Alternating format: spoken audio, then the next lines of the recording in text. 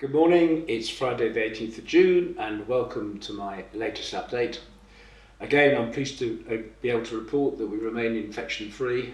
The last patient infection was on the 5th of February, so we continue to make very good progress as we come out of COVID. Now, I'm sure you'll be all well aware that earlier this week the government announced a delay to the next stage of their roadmap for unlocking.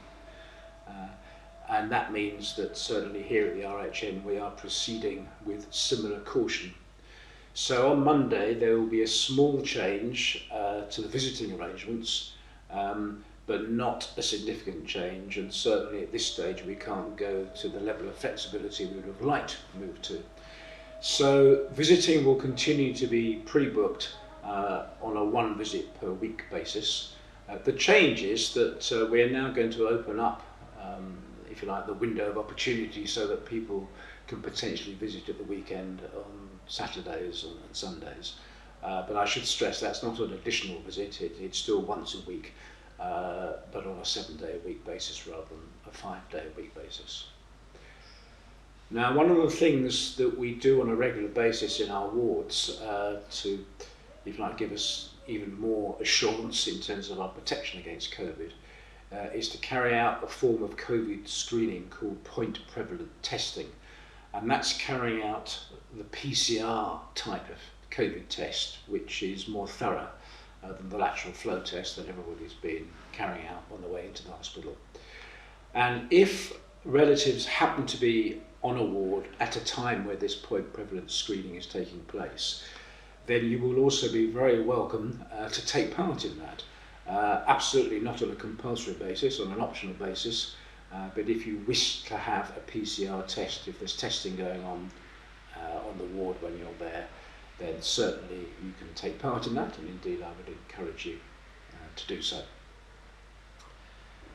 Clearly we're going to monitor these next few weeks of the national unlocking very carefully, and so I hope to be able to give further news about further flexibility in visiting in the not too distant future. The next thing I'd like to mention, which I've mentioned many times on the videos, is the importance of vaccination, particularly for any members of staff who are watching this video who haven't been vaccinated. If you've been reading the press this week, you will see that vaccination has been in the news again in a couple of respects. Firstly, there is talk by the government about having a vaccine mandatory for healthcare workers. And there is also talk about, if people have been double vaccinated, being able to travel to other countries and back again without going into quarantine.